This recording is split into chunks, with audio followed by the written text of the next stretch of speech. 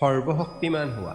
ওম শান্তি। আজিৰ মুৰলী 5 তাৰিখ 2 মাহ 2024। বাবাই কৈছে, মৰমৰ সন্তানসকল, এই পঢ়া হৈছে আটাইতকৈ উচ্চ।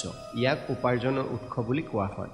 পঢ়াত উত্তীৰ্ণ হ'বলৈ হ'লে শিক্ষকৰ মতত চলি থকা। প্ৰশ্ন: পিতাই ডাৰ্মাৰ ৰহস্য জনাৰ স্বত্তেও নিজৰ সন্তানসকলক কোনটো পুৰুষাৰ্থ কৰায়?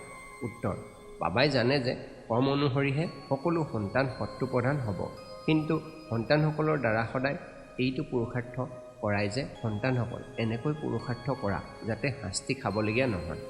শাস্তিৰ পৰা হাত সাৰিবলৈ যিমান সম্ভৱ পিতাক মৰমেৰে স্মৰণ কৰা।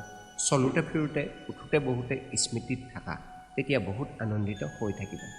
আত্মা তমপ্ৰধানৰ পৰা সত্ত্বপ্ৰধান হৈ যাব। ওম শান্তি। ধাৰণাৰ বাবে মুখ্য সাৰ: 1. স্বয়ং ভগৱানে আমাৰ ওপৰত দয়াশীল হৈছে।